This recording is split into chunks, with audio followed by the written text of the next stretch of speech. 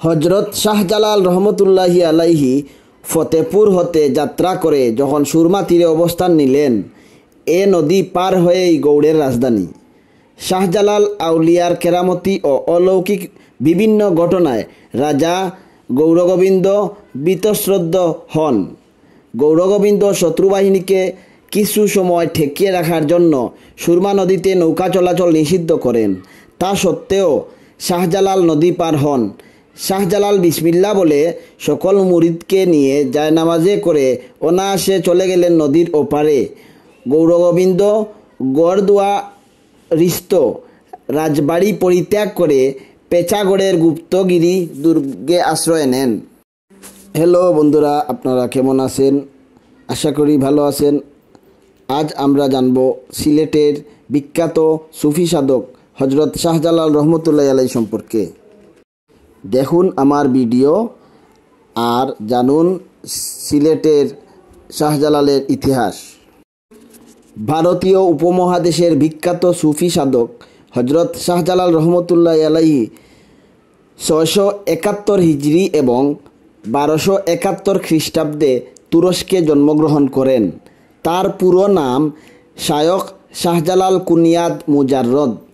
703 হিজরি মোতাবেক 3303 ইংরেজি সালে 32 বছর বয়সে ইসলাম ধর্ম প্রচারের লক্ষ্যে অদুনাস বাংলাদেশের সিলেট অঞ্চলে এসেছিলেন বলে ধারণা করা হয়।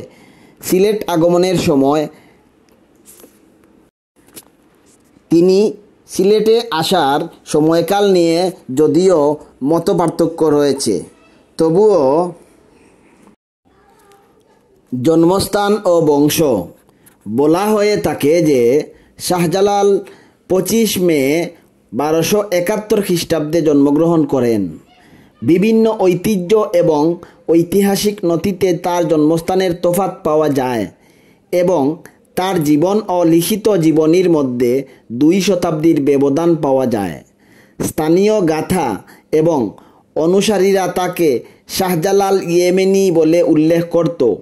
ইয়ামেনি থেকে ধারণা করা হয় তিনি ইয়েমেন থেকে এসেছেন। 1515 খ্রিস্টাব্দে সালার সুলতান আলাউদ্দিন হুসেন শাহ এর আমলে প্রাপ্ত একটি শিলালিপিতে শাহজালালের নামের শেষে কুন আই শব্দটি পাওয়া যায়। একই শতাব্দীর শেষের দিকে 1571 খ্রিস্টাব্দে শেখ আলী শের বাঙালির ফার্সি কিতাব শরহে নুজহতুল আরওয়াহ এর ভূমিকায় শাহজালাল জীবনী নিয়ে লেখা হয়। কিতাবের লেখক আলী শের বাঙালি নিজেই শাহজালালের ঊর্ধ্বতন শিষ্য নুরুল হুদা আবুল কারামতের বংশধর। শাহজালালের প্রাথমিক জীবন হিজরি 6ষ্ঠ শতকের শেষাংশে মক্কার কুরাইশ বংশের একটি শাখা মক্কা শহর হতে হেজাজ ভূমির দক্ষিণ পশ্চিম সীমান্তে ইয়েমেন প্রদেশে গিয়ে বসবাস করেন। ওই শাখার মোহাম্মদ বা মাহমুদ শাহজালালের পিতা। মাহমুদের পিতা ছিলেন ইব্রাহিম। হজরত শাহজালালের রোজায় প্রাপ্ত ফলকলিপি সুহেলি ইয়েমনি অনুসারে শাহজালাল 32 বছর বয়সে সিলেটে আসেন ইসলাম প্রচারের উদ্দেশ্যে। শাহজালাল শিশুকালেই মাতৃহীন হন এবং 5 বছর বয়সে পিতাকে হারান। মামা আহমদ কবির তাকে দত্তক নেন। আহমদ কবির আরবি ভাষায় কুরআন হাদিস শিক্ষা দেয়া সহ ইসলাম ধর্মের প্রাথমিক বিষয় নামাজ রোজায় অভ্যস্ততার গুরুত্ব প্রদান করেন। পরবর্তীতে আহমদ কবির শাহজালালকে ইয়েমেন থেকে মক্কায় নিয়ে যান। মক্কা শহরে আহমদ কবিরের একটি আস্তানা ছিল। সেখানে অন্যান্য শিষ্যদের সাথে শাহজালালকেও উপযুক্ত শিক্ষা দিয়ে গড়ে তুলতে সচেষ্ট ছিলেন বলে জানা যায়। শাহজালাল এর দরবেশী জীবন। জন্মগতভাবে শাহজালাল দরবেশ পরিবারে জন্ম নিয়েছেন। জানা যায় তার পিতা ছিলেন একজন ধর্মানুরাগী মুজাহিদ। ইয়েমেনে ধর্মযুদ্ধে তিনি নিহত হন এবং তার মাতার দিক দিয়ে তিনি সৈয়দ বংশের প্রখ্যাত দরবেশ সৈয়দ জালাল সুরখ বুখারীর দৌহিত্র ছিলেন। তদুপরি দরবেশ আহমদ কবির তার মামা, যাকে শাহজালালের শিক্ষাগুরু হিসেবে পাওয়া যায়, তিনিও তৎকালীন একজন বিখ্যাত দরবেশ ছিলেন বলে উল্লেখ রয়েছে। আহমদ কবির যখন শাহজালালের লালন পালনের ভার গ্রহণ করেন, সেই ছোটবেলা থেকেই তাকে দরবেশি তরিকায় জীবনযাপনের শিক্ষা প্রদান করেন। সিলেটে কিভাবে আগমন করেন? শাহজালাল মুজাররদ তার মামা ও গুরু সৈয়দ আহমদ কবিরের আস্তানায় আরব দেশে ছিলেন। শাহজালাল ভারতবর্ষে ধর্ম প্রচারের স্বপ্ন দেখার পরে সৈয়দ আহমদ কবির এর কাছে ব্যক্ত করেন। মামা ও মুর্শিদ সৈয়দ আহমদ কবিরকে তা জানান। কবির এই স্বপ্নের ব্যাখ্যা দিয়ে শাহজালালকে ভারতবর্ষে যাবার পরামর্শ দেন। যাত্রাকালে কবির শাহজালালের হাতে এক মুঠো মাটি তুলে দিয়ে বললেন, যে স্থানে এই মাটির স্বাদ ও গন্ধ বর্ণের মিল পাওয়া যাবে, সেখানেই ধর্ম প্রচারের জন্য আস্তানা গড়বে। মুর্শিদ সৈয়দ আহমদ কবির রহমতুল্লাহি আলাইহি এর দোয়া নিয়ে শাহজালাল ধর্ম প্রচার অভিযানে আরবের মক্কা শরীফ হতে একা একাই যাত্রা করেন। দিল্লিতে হজরত নিজামুদ্দিন আউলিয়ার সাথে হজরত শাহজালালের সাক্ষাৎ হয়েছিল। দিল্লিতে আসার পর নিজামুদ্দিন আউলিয়ার জৈনিক শিষ্য গুরুর কাছে শাহজালালের কুৎসা প্রচার করে। সঙ্গে সঙ্গে নিজামুদ্দিন অন্যের কুৎসা রটনাকারী এ শিষ্যকে উপযুক্ত শাস্তিস্বরূপ দরবার থেকে তাড়িয়ে দেন এবং অন্য দুই শিষ্যকে ডেকে তাদের মারফতে শাহজালালের কাছে সালাম পাঠান। শাহজালাল সালামের উত্তরে উপটৌকন স্বরূপ ছোটো একটি বাক্সে প্রজ্বলিত অঙ্গারের মধ্যে কিছু তুলা ভরে নিজামুদ্দিন আউলিয়ার নিকট পাঠান। নিজামুদ্দিন আউলিয়া হজরত শাহজালালের আধ্যাত্মিক শক্তির পরিচয় পেয়ে তাকে সাদরে সাক্ষাতের আমন্ত্রণ জানান। বিদায়কালে প্রীতির নিদর্শন স্বরূপ নিজামুদ্দিন আউলিয়া তাকে একজোড়া সুরমা রঙের কবুতর উপহার দেন। আর এই কবুতরই হচ্ছে বর্তমান সময়ের জালালি কবুতর। শেখ বুরহানুদ্দিনের দেখা ও দুঃখ প্রকাশ। উল্লেখ্য যে শ্রীহট্টে ইসলাম জ্যোতি সহ বিভিন্ন ঐতিহাসিক গ্রন্থের বর্ণনা অনুসারে তুর্কি বিজয়ের মধ্য দিয়ে শ্রীহট্টে মুসলমান জনবসতি গড়ে উঠেছিল। সিলেটের টুলটিকর মহল্লায় ও হবিগঞ্জের তরফে তৎকালীন মুসলমানরা বসতি গড়েছিলেন। এ সময় শ্রীহট্টের গৌরগোবিন্দ নামে এক রাজা ছিল। গৌড় রাজ্যের অধিবাসী বুরহানুদ্দিন নামক জৈনিক মুসলমান নিজ ছেলের আকিকা উপলক্ষে গরু জবাই করে গৌড়ের হিন্দু রাজা গৌরগোবিন্দের কাছে অপরাধী সাব্যস্ত হন। এ কারণে গোবিন্দ বুরহানুদ্দিনের শিশু ছেলেকে ধরে নিয়ে হত্যা করে, এরূপ মত প্রচলিত আছে। বুরহানুদ্দিন বাংলার তৎকালীন রাজা শামস উদ্দিন ফিরোজ শাহের নিকট গিয়ে এই নিষ্ঠুর হত্যাকাণ্ডের অভিযোগ করলে রাজা তার বাগিনার সিকান্দর গাজীকে প্রকাণ্ড সৈন্যবাহিনীর সঙ্গে শ্রীহট্টের গৌড় রাজ্যে প্রেরণ করেন। শাহী সৈন্য যখন ব্রহ্মপুত্র নদী পার হয়ে চেষ্টা করে, তখনই রাজা গোবিন্দের সেনারা বীরত্বের সাথে মুসলিম সৈন্যদের উপর অগ্নিবাণ নিক্ষেপ করে সমস্ত চেষ্টাকে বিফল করে ফেলে। গোবিন্দের শক্তি প্রভাবে সিকান্দার গাজীর প্রতিহত ও বিফল মনোরথের সংবাদ দিল্লির সম্রাট আলাউদ্দিন খিলজির নিকট পৌঁছালে সম্রাট এ সংবাদে মর্মাহত হন। পরবর্তীতে সম্রাট তার রাজদরবারি আলেম উলামা সহ জ্যোতিষীদের সাথে আলোচনায় এই মর্মে অবহিত হন যে গৌরগোবিন্দ জাদুশক্তির সাহায্যে যুদ্ধে জয়লাভ করেছে। সিলেটের আরেক অলি সিপাহসালা নাসির উদ্দিনের সাথেও শাহজালালের দেখা হয়েছিল।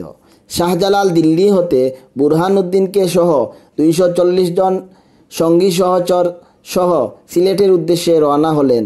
তার শাহজালাল সাতগাঁও এসে ত্রিবেণীর নিকট দিল্লির সম্রাট প্রেরিত অগ্রবাহিনী সিপাহসালার সৈয়দ নাসির উদ্দিনের সাথে মিলিত হন। সৈয়দ নাসির উদ্দিন শাহজালাল সম্পর্কে অবগত হয়ে তত্ত্বীয় শিষ্যত্ব গ্রহণের অভিপ্রায় ব্যক্ত করেন। পথে পথে শাহজালালের শিষ্য বর্ধিত হতে লাগলো। ত্রিবেণী থেকে বিহারের এটি হচ্ছে শাহজালাল রহমতুল্লাহি আলাইহির মাজারের পুকুর। যেখানে সাধারণত মুসল্লিরা অজু এবং গোসল করে থাকেন। তাছাড়াও এই পুকুরে রয়েছে বিশাল সাইজের গজার মাছ। আপনারা দেখতে পাচ্ছেন পুকুর ঘাটে একটি নির্দেশনা দেওয়া হয়েছে, যেই নির্দেশনা আপনারা অবশ্যই পালন করবেন, কারণ অনেক দর্শনার্থী আছেন এই নির্দেশনা পালন করেন না, ফলে পুকুরের পানি নোংরা হয়ে যায়। আপনাদের কাছে রিকোয়েস্ট থাকবে আপনারা নির্দেশনাটি অবশ্যই পালন করবেন। নির্দেশনাটি হচ্ছে পুকুরে তৈলাক্ত থালা বাসন, কাপড় চোপড় ধোয়া সম্পূর্ণ নিষেধ এবং জুতা ধোয়াও সম্পূর্ণ নিষেধ। আপনারা দেখতে পাচ্ছেন এখানে একজন মুচি রয়েছেন। অনেকে দূর দূরান্ত থেকে এখানে আসেন, জুতা ছিঁড়ে গেলে মাজারের ভিতরেই আপনারা জুতা সেলাই করতে পারবেন। সিলেটের শাহজালাল রহমতুল্লাহ মাজারের পুকুরে বিশাল আকৃতির অসংখ্য গজার মাছ রয়েছে।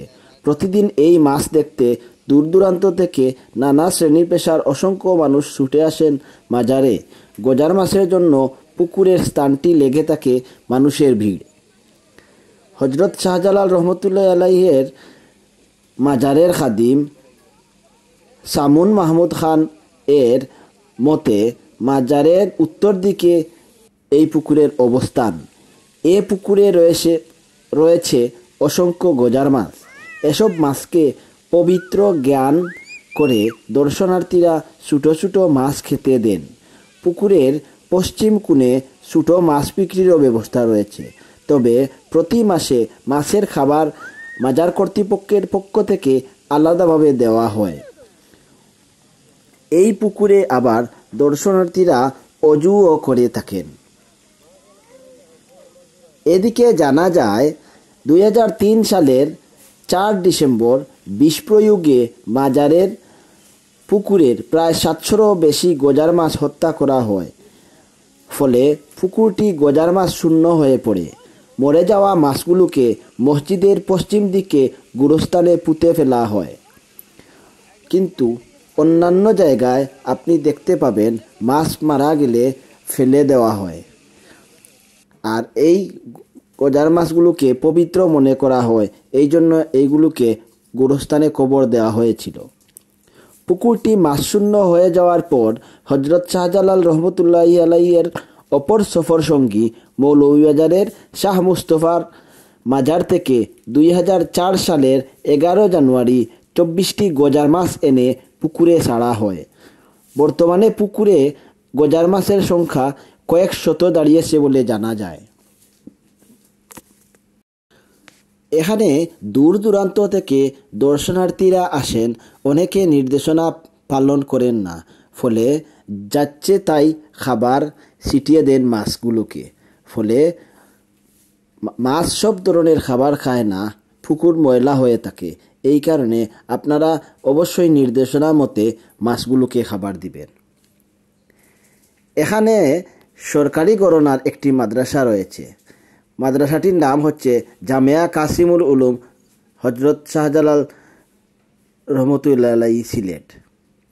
এখানে আবার এতিমখানাও রয়েছে। আপনারা চাইলে এতিমখানায় দান খয়রাত করতে পারবেন।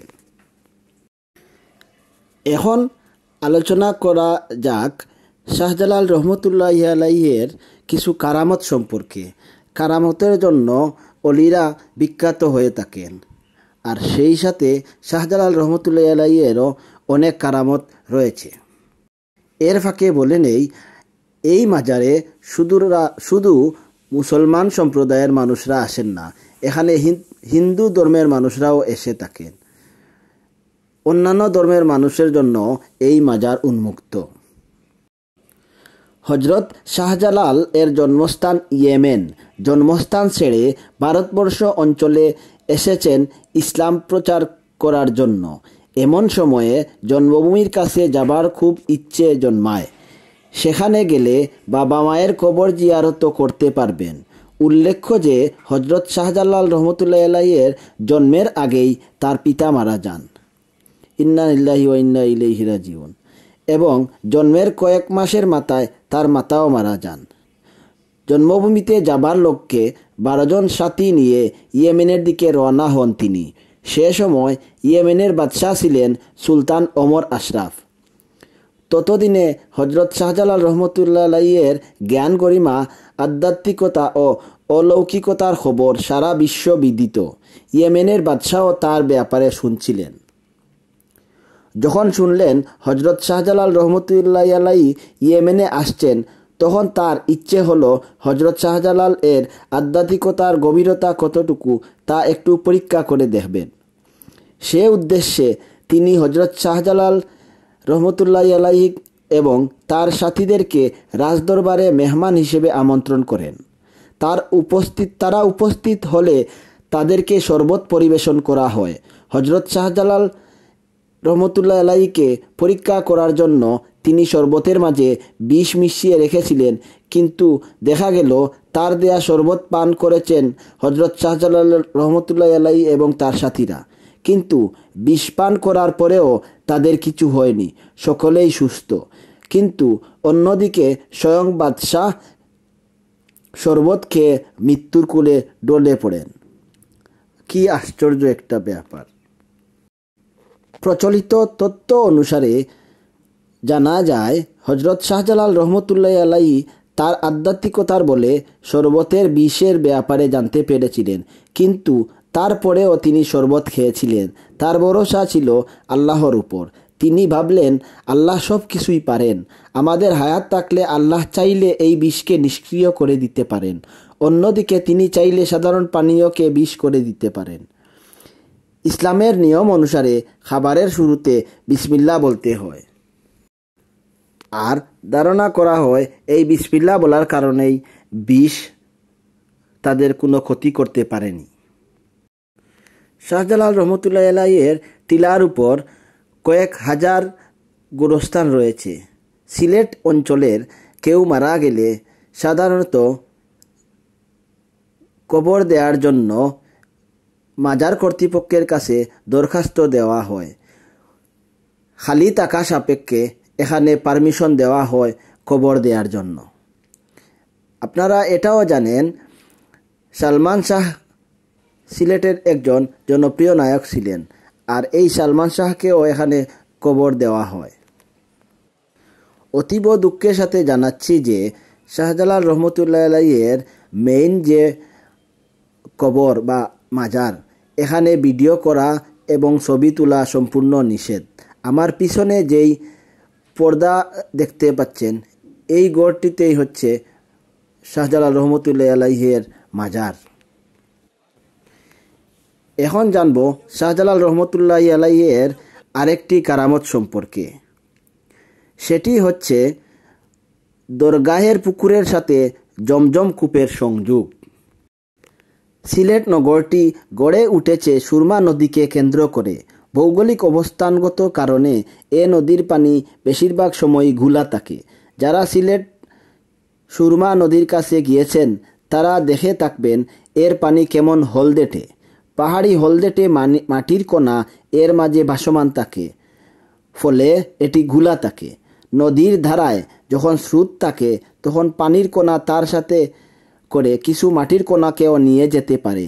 পানি তখন স্থির হয়ে যায়, তখন পানির কণার পক্ষে বালির কণা বহন করা সম্ভব হয় না, ফলে পলির কণা নিচে পড়ে যায়। সুরমা নদীতে বেশিরভাগ সময় স্রোত বিদ্যমান থাকে। তখনকার সময় খাবার পানি এখনকার মতো সহজলভ্য ছিল না। এখন নলকূপ আছে, ফিল্টারকরণ পদ্ধতি আছে, তখন এসবের কিছুই ছিল না। সরাসরি নদী থেকেই পানি পান করত মানুষজন। সিলেট অঞ্চলে পানির অন্যতম উৎস এই সুরমা নদী, কিন্তু এই পানি ঘোলা মানে এটি দূষিত। এই গুলা পানি পান করলে মানুষ অসুস্থ হয়ে যাবে। তাই অফুরন্ত একটি উৎস থাকা সত্ত্বেও মানুষ এর পানি পান করতে পারছে না। পানযোগ্য পানির পিপাসায় দিন পার করছে মানুষ। এমন পরিস্থিতিতে এলাকাবাসী সকলে গেল সে অঞ্চলের সেরা বুজুর্গ ব্যক্তি হজরত শাহজালাল রহমতুল্লাহ আলাইহির কাছে। তিনি সব শুনে আল্লাহর কাছে মুনাজাত করলেন যেন সিলেটবাসীর পানির কষ্ট দূর হয়ে যায়। শুধু দূরই নয়, সবচেয়ে সেরা মানের পানি যেন তারা পায়, এই দোয়াও করলেন। তিনি আল্লাহর কাছে চাইলেন মক্কার জমজম কূপের সাথে যেন সিলেটের পানির সংযোগ হয়ে যায়, ফলে সিলেটের মানুষ পৃথিবীর শ্রেষ্ঠ পানীয় পান করার সুযোগ পাবে। আল্লাহ তার দোয়া কবুল করে নিলেন। তখন তার মুনাজাত শেষ হলো। একটি গায়েবী আওয়াজ ভেসে এলো। কেউ একজন হজরত শাহজালাল রহমতুল্লাহ আলাইহিকে বলছে এই স্থানে যেন একটি কূপ খনন করে। সবাই মিলে তার দরবারের পাশে একটি কূপ খনন করলো। এরপর একদিন শুক্রবার এলো। বেশ কয়েকজন ভক্ত অনুসারী নিয়ে তিনি কূপের কাছে গেলেন। তার হাতে ছিল একটি লাঠি। কূপে আঘাত করার জন্য সেই লাঠি তিনি উঁচিয়ে ধরলেন। আঘাত করা মাত্র গায়েবীভাবে নিচ থেকে পানি আসতে শুরু করলো। শুধু পানিই নয়, পানির সাথে করে রং বেরঙের মাগুর, কই মাছ প্রভৃতিও আসতে শুরু করলো। সে মাছের বংশধরদের এখনও দেখতে পাওয়া যায়। দর্শনার্থীরা আদর করে অনেক কিছু খেতে দেয় তাদের। আরেকটি কারামতের মধ্যে অন্যতম হচ্ছে দরগাহের পুকুরে বাটি ভর্তি স্বর্ণমুদ্রা। তৎকালে লেনদেনের জন্য স্বর্ণমুদ্রার প্রচলন ছিল, আর সে সময় এখনকার মতো আধুনিক যোগাযোগ ব্যবস্থা ছিল না। কেউ হজ করতে গেলে মাসের পর মাস পায়ে হেঁটে যেতে হতো। এতে অনেক দিন সময় তো লাগতোই, পাশাপাশি পথে পথে অত পেতে থাকতো চুর ডাকাত আর বিপদ আপদ। সিলেটের চান্দাইটিলা গ্রামে আব্দুল মনসুর ও আব্দুল ওয়াহাব নামে দুইজন ব্যক্তি বসবাস করতেন। তারা একবার হজ্জের উদ্দেশ্যে মক্কায় গমন করলেন, ঠিকমতো হজ সম্পন্ন করলেন। যখন ফিরে আসার সময় হলো, তখন তারা দেখতে পেলেন তাদের কাছে বেশ কিছু স্বর্ণমুদ্রা অবশিষ্ট রয়েছে। ফিরে আসতে হলে এত পরিমাণ মুদ্রার প্রয়োজন পড়বে না, তাই এগুলো নিয়ে তাদের মাঝে বেশ চিন্তার জন্ম হলো। পায়ে হেঁটে কিংবা উঠে চড়ে আসতে হবে এতটা রাস্তা, পদে পদে আসে ডাকাতের উৎপাত, মুদ্রাগুলো যে কোনো সময় ছিনতাই হয়ে যেতে পারে। এমন পরিস্থিতিতে তারা চমৎকার একটি বিষয় সম্বন্ধে ভাবলেন। হজরত শাহজালাল রহমতুল্লাহ আলাইহির মাজারের পাশে একটি পুকুর আছে। হজরত শাহজালাল রহমতুল্লাহ আলাইহি ভক্তদের মাঝে প্রচলিত আছে যে এখানের পুকুরের সাথে জমজম কূপের সংযোগ বিদ্যমান। এখানের পানি পান করা মানে জমজম কূপের পানি পান করা। এই বিশ্বাস থেকে দুজন ভাবলেন জমজম কূপে যদি স্বর্ণমুদ্রাগুলোকে ছেড়ে দেওয়া হয়, তাহলে সেগুলি নিশ্চয় শাহজালাল রহমতুল্লাহের মাজারের পুকুরে গিয়ে উপস্থিত হবে। যদি এই পদ্ধতিতে মুদ্রাগুলোকে বাসস্থান সিলেটে পাঠানো যায়, তাহলে নিশ্চিন্তে ও নির্ভয়ে পাড়ি দেওয়া যাবে বিপদসংকুল পুত। চমকপ্রদ এই ভাবনায় দুজন সম্মত হয়ে যাত্রাপথের জন্য অল্প কিছু স্বর্ণমুদ্রা রেখে বাকিগুলোকে একটি বাটিতে প্যাকেট করে ছেড়ে দেন জমজম কূপে। মুদ্রার সাথে নিজেদের নাম ঠিকানাও লিখে দেন। আল্লাহর নামে সেগুলোকে ছেড়ে দিয়ে নিশ্চিন্তে পথ পাড়ি দিয়ে উপস্থিত হন বাসভূমি সিলেটে। মক্কা নগরী থেকে সিলেট পৌঁছাতে তাদের 2 মাস সময় লেগে যায়। তবে তাদের পৌঁছানোর আগেই শাহজালাল এর দরগাহে পৌঁছে যায় তাদের সেই স্বর্ণমুদ্রাটি। মাশাআল্লাহ, আলহামদুলিল্লাহ। দরগাহের খাদেম একদিন পুকুর পরিষ্কার করতে এসে এই বাটিটি পান।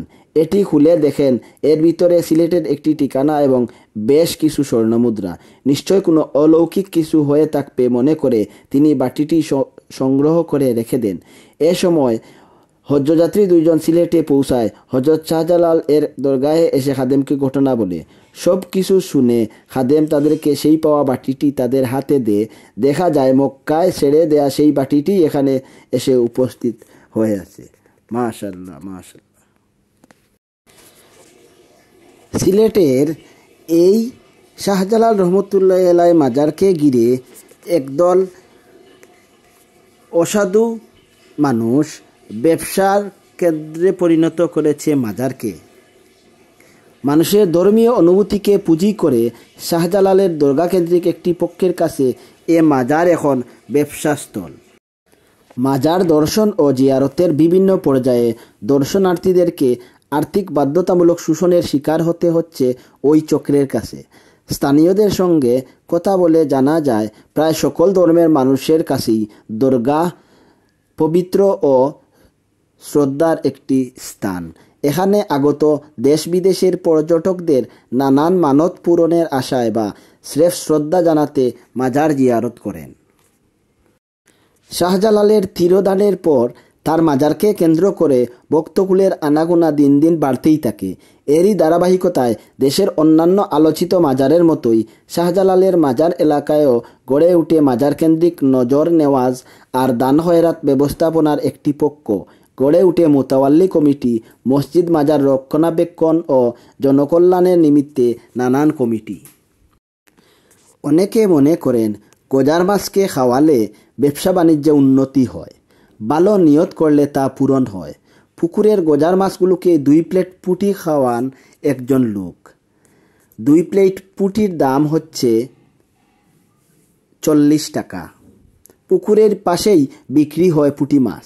1 প্লেট পুঁটি মাছ দর্শনার্থীদের কিনতে হয় 20 টাকা দিয়ে। 8 থেকে 10টি পুঁটি মাছেই হয় 1 প্লেট। অনেক ভক্ত অবশ্য বিক্রেতাকে 1000 টাকা পর্যন্ত দেন মাছের দাম। মাজারে যারা মাছ বিক্রি করেন তারা কেউই মাজারের কর্মচারী নন। মাজারের বাইরের একজন দোকানদার একজন জানান, যাদের প্রভাব বেশি তারাই এখানে মাজারের বিভিন্ন কাজ পান, যেমন মাছ বিক্রি, কবুতরের খাবার বিক্রি ইত্যাদি। পুকুরের পাড়ে মাছ বিক্রি করেন অনেকেই। মাছ বিক্রির এ কাজটির টিকা আরেকজনের। কূপের পানিও বিক্রি হয় চড়া দামে। শাহজালালের মাজারের পাশেই রয়েছে একটি কূপ। এই কূপ নিয়ে কিংবদন্তি আছে। এ কূপে সোনা ও রূপার রঙের মাছের অবস্থান প্রত্যক্ষ করা যায়। 4-5 টাকা এই কূপে দিনরাত পানি প্রবাহিত হয় পাশের প্রাকৃতিক ঝর্ণা থেকে। মাজারের পশ্চিম দিকে রয়েছে ঝর্ণাটি। ঝর্ণার পানি বোতলে ভর্তি করে বিক্রি করা হয় চড়া দামে। ডেকচির টাকাগুলো কোথায় যায়? মাজারের পূর্ব দিকে একতলা ঘরের ভিতরে বড় 3টি ডেকচি রয়েছে।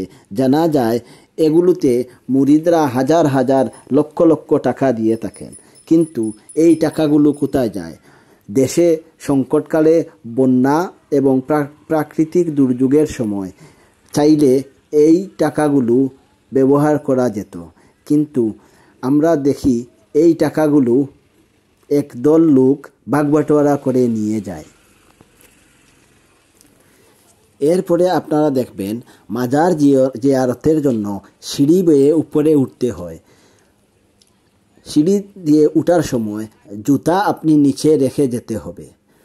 জুতা রেখে গেলে যিনি রক্ষণাবেক্ষণ করেন তাকে 10 টাকা দিতে হয়।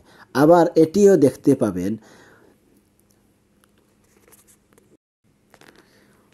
ঝর্ণার যে কূপ, এই কূপে উঠার সময়ও নিচে একজন লোক জুতা রক্ষণাবেক্ষণ করে, তাকেও টাকা দিতে হয়। আমার কথা হচ্ছে এই টাকাগুলো তাহলে যায় কোথায়?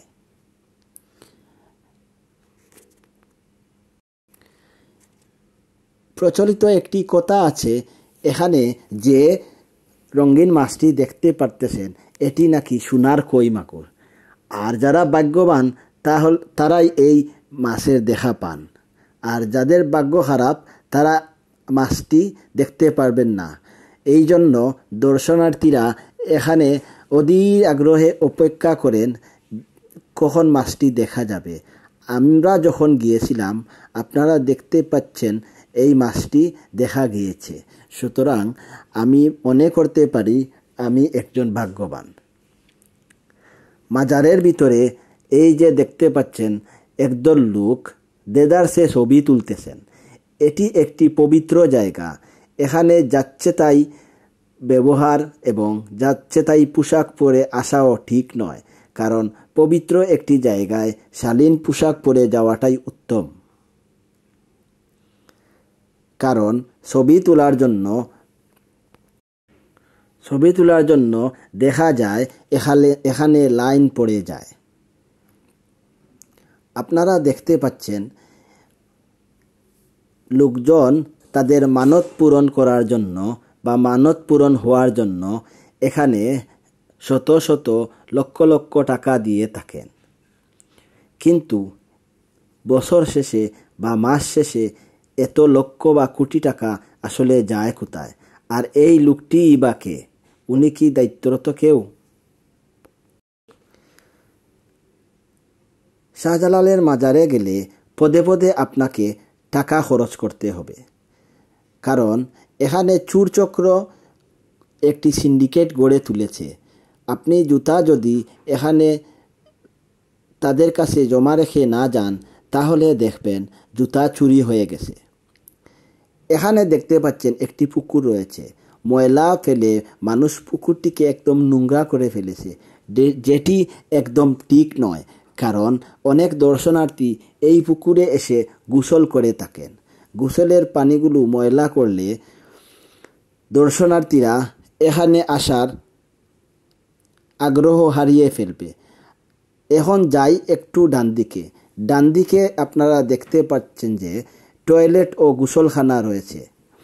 নির্দেশনা দেখে ডান দিকে যেতে যেতে আমরা টয়লেট ও গোসলখানার দিকে গেলাম।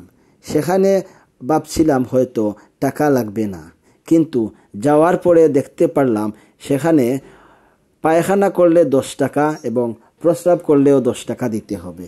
কি আজব নিয়ম ভাই! প্রস্রাব করলে 10 টাকা কেন দিতে হবে? এটি যেহেতু হাজার মানুষের সমাগমের একটি জায়গা, তাহলে এখানে টাকা দিতে হবে কেন? আপনারা দেখতে পাচ্ছেন এখানে বিভিন্ন রকমের ফকির রয়েছে। একটি মিথ রয়েছে যে এই মাজারে নাকি ফকিরদের একটি সিন্ডিকেট রয়েছে, তাদের নাকি কমিটিও আছে। আর আপনি যদি তাদের সিন্ডিকেটের বাইরে গিয়ে কিছু করেন তাহলে এই ফকিররা আপনার উপর আক্রমণ করতে পারে। সুতরাং মাজারে আসার পরে একটু সাবধানে চলাফেরা করবেন। আপনার মালামাল নিজ দায়িত্বে রাখবেন। আপনার সাথে যদি মহিলা থাকেন তাহলে একটু সেফে চলাফেরা করবেন।